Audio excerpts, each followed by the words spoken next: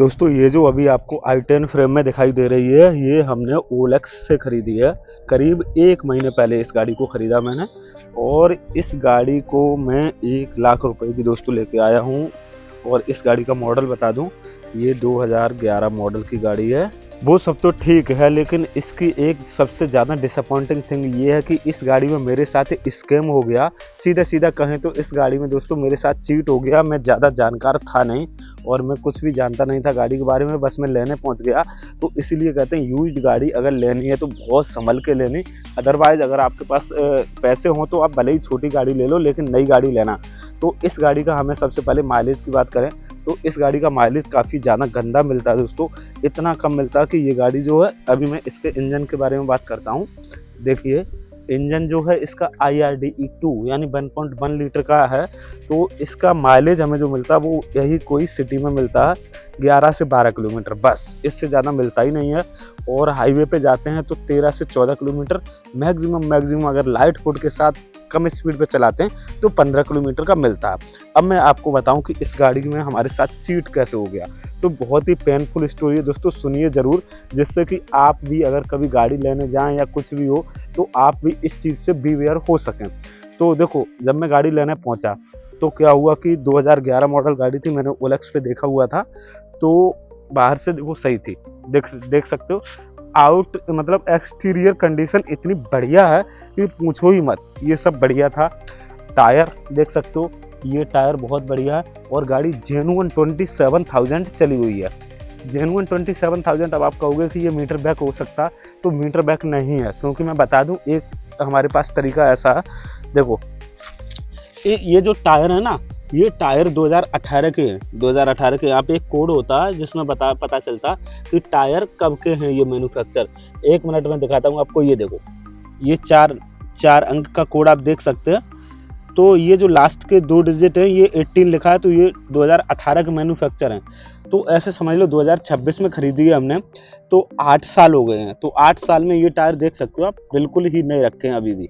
चलो, एक तो ये तरीका था। अब एक और तरीका बताता हूँ कैसे मुझे पता चला कि ये जेन्युइन 27,000 है। चलो खोल लेते हैं। ये होंडा की ओरिजिनल चाबी उन्होंने दी थी। अभी मैं ये भी बताऊंगा कि स्कैम क्या हुआ। ये गाड़ी एक तरीके से मेरे पास खड़ी ही रहती है, चलती बहुत कम है, क्योंकि मजबूरी है खड़ी करना। ये चलाएं तो बहुत दिक्कत में पड़ जाएंगे। देखो 27,000 की ऑडो पे सबसे पहले मैं रनिंग दिखा देता हूँ। ऑडोमीटर पे चाबी हमने इंसर्ट कर ली है, और ये देखो, देख रहे हैं 27,697। तो ये जेन्युइन है। ऐसे है कि इसके देखो पैडल वगैरह देखो आप, बिल्कुल ही नहीं रखे हैं, बिल्कुल नहीं रखे। ये सब चीजें स्टीयरिंग वगैरह कहीं पे भी बियर एंड टीयर नहीं है, तो 27 ही चली है, हकीकत है ये। अब स्कैम क्या हुआ उस पर बात करता हूँ। कि 2011 मॉडल है, मैंने OLX पे गाड़ी देखी। मैंने करीब काफी टाइम से प्लानिंग कर रहा था इस गाड़ी को परचेस करने की। तो फिर मैं जब लेने गया इस गाड़ी को, तो मैंने देखा कि गाड़ी 27,000 है, बढ़िया है एकदम। लेडीज के द्वारा ये गाड़ी चलाई गई थी, उनकी भी दुकान थी, उन्हें भी ज़्यादा टाइम मिलता नहीं था। और इसके अलावा उनके पास और भी गाड़ियाँ थी। ये छोटी गाड़ी है, तो इसे वो सिर्फ लोकल में चलाते थे, सब्जी वगैरह या ऑफिस वगैरह जाने के लिए लेडीज एक थी वो। तो फिर मैंने देखी OLX पे, मैं देखने गया गाड़ी, तो गाड़ी तो सही थी, ठीक है। गाड़ी को स्टार्ट किया, गाड़ी स्टार्ट हुई, सही है। लेकिन दिक्कत क्या आ रही थी मैं अभी भी बताता हूँ आपको। जब गाड़ी देखो, मेरा कोई पैडल पे पैर तो नहीं है, देख सकते हो पैर हमारे पीछे। अब मैं गाड़ी स्टार्ट करता हूँ तो इसका RPM बहुत हाई चला जाएगा। देखो खुद से ही चला गया 2000 से ऊपर। अब ये जो आइडियल है, ये देखो 800 RPM होता है, और ये करीब 1300-1400 पे है। तो ये दिक्कत है, इसका RPM सही नहीं हो रहा। दूसरी दिक्कत इसकी ये है कि ये गाड़ी चलते चलते झटके लेती है, और कभी कभी मतलब झटके लेके बंद हो जाती है। फिर दोबारा स्टार्ट करो तो कई बार तो मतलब होगी, फिर बंद हो जाएगी, होगी बंद हो जाएगी। फिर हम बहुत ज्यादा एक्सीलरेटर प्रेस करेंगे, बहुत ज्यादा, तब ये गाड़ी थोड़ा बहुत चलेगी तो चलने लगेगी। और फिर कई बार ऐसा होता कि अगर 40 से नीचे इसकी स्पीड आ जाए तो भी ये झटके लेने लगती है। तेज चलाओ तो कोई दिक्कत नहीं होती है। तो ये दिक्कतें हैं, इस वजह से मैं कहीं भी अकेले नहीं ले जा सकता इसको, क्योंकि कई बार तो दोस्तों ने धक्का मारा है इस गाड़ी में। अभी 1 महीना ही हुआ है, और 1 महीने में ये कंडीशन है कि मेरी अकेले ले जाने की हिम्मत नहीं पड़ती। जब 2-4 लड़के बैठते हैं या दोस्त बैठते हैं 2-3, तो कहीं बंद हो जाए तो धक्का मार के स्टार्ट कर लें। क्योंकि ये तो पता ही है कि आजकल इंसान के अंदर पेशेंस बिल्कुल भी नहीं है। अगर किसी की गाड़ी बंद हो गई ना तो उस पे तो ऐसे समझ लो उसकी आफत आ जाती है। तो ये गाड़ी सही नहीं हुई। उन्होंने क्या कह दिया था, ये आरपीएम मीटर वहां पे भी अप डाउन हो रहा था, अब देखो थोड़ा सा और कम आ गया, ये 1200 पे आ गया। तो ये वहां पे भी ऐसे ही अप डाउन कर रहा था। उन्होंने कहा कि देखो बहुत दिन से चली नहीं है, सर्विस करानी है इसकी। तो मैंने भी मान लिया भाई, मैं जानकार नहीं था, मैं जानता नहीं था, मैं तो बिल्कुल मतलब गाड़ियों के बारे में नहीं जानता था। और मैं ऐसे समझता हूँ कि सब दुनिया में ना सीधे हैं, मतलब कोई ऐसा नहीं है कोई किसी के साथ चीट कर दे। मैंने उनसे कहा था देखो गाड़ी में कोई दिक्कत हो तो बता दो, मैं भरोसे पे ले रहा हूँ, ठीक है। तो उन्होंने कहा हाँ ठीक है, कोई दिक्कत ही नहीं है। तो ऐसे उन्होंने हमारे साथ चीट कर दिया, उन्होंने बताया नहीं मुझे। अब क्या है कि मैंने मैकेनिक को दिखाया, सर्विस वगैरह सब करा ली, लेकिन ये सही नहीं हुई। तो अब कोई ये बता रहा है एक मैकेनिक कि इसमें जो 4 सिलेंडर होते हैं, तो 4 सिलेंडर में से शायद एक सिलेंडर मिसिंग कर रहा है। ये गाड़ी मिसिंग भी करती है, ठीक है। तो एक सिलेंडर काम नहीं कर रहा है, जिसकी वजह से ये दिक्कत है। तो अगर उस सिलेंडर को बदलवाने जाएंगे तो बड़े आराम से 15 से 20 हजार रुपए का तो खर्चा है ही। अब ये गाड़ी मैंने पैसे जोड़ के 1 लाख रुपए की ली है, अब 20 हजार इसमें लगा दें, फिर भी कोई श्योरिटी नहीं है। तो ये चीज देखो कि OLX पे फ्रॉड हो जाता है, मतलब OLX की उसमें गलती कोई नहीं है, आपको खुद से बीवीआर होना चाहिए। लेकिन मैं तो समझता था कि गाड़ी 27 हजार चली है, वास्तव में सर्विस वगैरह हुई नहीं है, तो इस वजह से मैंने गाड़ी ले ली। अब ये गाड़ी दिक्कत कर रही है, तो अब मुझे समझ नहीं आ रहा मैं क्या करूं।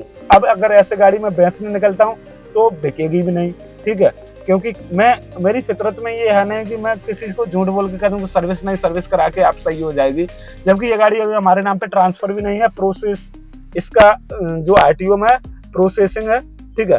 तो गाइस कुछ आप लोग बताओ कि क्या किया जाए ऐसी स्थिति में, क्योंकि मेरे साथ तो ऑलमोस्ट चीट हो गया, काफी ज्यादा बड़ा, अब ना ही समझ में आ रहा। और ये जो 1 लाख की गाड़ी ली है, ये मैंने करीब काफी टाइम से मैं पैसे सेव कर रहा था, अप्रोक्सीमेटली लास्ट 1 ईयर से, तब ली। मैं सोचता था कि चलो गाड़ी ले लेंगे तो दोस्तों के साथ घूमने जाएंगे और कुछ देखने भी जाएंगे, गाड़ी होती है तो अच्छा रहता। लेकिन इस गाड़ी में तो इतना डर लगता कि कहीं ले जाओ और बंद हो गई तो आगे पीछे से गालियां पड़ेंगे। तो ये चीज बड़ी दिक्कत है। गाइज आप लोग कमेंट में बताओ कि इस गाड़ी का क्या हो सकता है, इस गाड़ी में प्रॉब्लम क्या है। मैं बता देता हूँ, आरपीएम इसका हाई रहता, जब मैं चलाता हूँ उसके एक्सीलेटर से पैर हटा देता हूँ, फिर भी ये भगती है, बहुत तेज भगती है खुद से। फिर मैं क्या करता हूँ कि क्लच दबा के थोड़ी थोड़ी क्लच ऐसे इस तरीके से मुझे गाड़ी चलानी पड़ती है, थोड़ी थोड़ी क्लच छोड़ के, क्योंकि अगर मैं पूरी क्लच छोड़ दूंगा, एक्सीलेटर नहीं लूंगा, फिर भी ये गाड़ी खुद से ही भगती है, गलियों में भगती है बहुत तेज। तो गली में भाई गाड़ी भगाओगे, कोई आ गया तो बड़ी दिक्कत हो जाएगी। फिर मैं थोड़ी छोड़ता हूँ, थोड़ी चलती है, फिर मैं थोड़ी थोड़ी क्लच छोड़ के चलाता हूँ। पहली प्रॉब्लम ये है। दूसरी ये है कि कई बार 40 से कम स्पीड पे ये झटके लेती है, 40 से ऊपर चलाओगे तो सही चलती रहेगी, ठीक है। तीसरी बात ये मिसिंग कर जाती है। चौथी बात झटके लेके बंद हो जाती है, फिर ये चालू नहीं होती है। तो ये चीजें हैं। बाकी गाड़ी मैंने देखी थी तो मैं क्या देखा, मैंने देखा कि हाँ सब चीज पावर स्टीयरिंग सही है, देखना भी, हाँ देखो ये एकदम मतलब ये सही थी, और ये पावर विंडो वगैरह भी सही थे, क्या काम कर रहे थे, म्यूजिक सिस्टम सही था, गाने बजते थे, और एसी भी बढ़िया काम करता था, ठीक है ऐसा। और क्या एक्सटीरियर बहुत अच्छा था, बैटरी वगैरह सही थी, टायर बहुत अच्छे थे। ये इतनी कम चली है कि इसका भी ये जो पॉलीथीन है सनवाइजर की ये भी नहीं उतरी है, ठीक है। कहीं से भी बियर एंड टीयर नहीं था, नए सीट कवर वगैरह थे, गियर बहुत स्मूथ लग रहे थे। बस यही है, मैंने उनकी बातों पर भरोसा कर लिया, सर्विस में सही सब ठीक हो जाएगा, और सर्विस में वो चीजें हुई नहीं। अब अगर हेड में काम निकल आया तो बड़ी दिक्कत हो जाएगी गाइस, कैसे बताऊं मैं।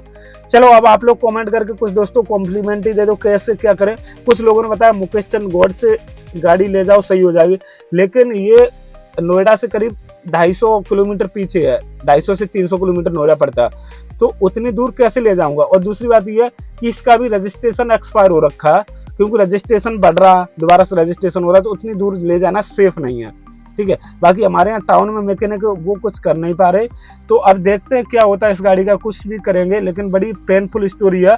कभी भी आप यूज गाड़ी लो तो बहुत अच्छे तरीके से सोच विचार करके लेना, बहुत अच्छे तरीके से इंस्पेक्शन करना गाइज। बाकी और भी वीडियोज आएंगे, इसलिए थोड़ा सा दोस्तों हमें सपोर्ट कर दो। अब इस स्टेज पे वीडियो को लाइक करके चैनल को जरूर सब्सक्राइब कर लो प्लीज दोस्तों, थोड़ा सा सपोर्ट कर दो। चलो मिलते हैं अगले वीडियो में, तब तक के लिए थैंक यू। आज के इस वीडियो में इतना ही।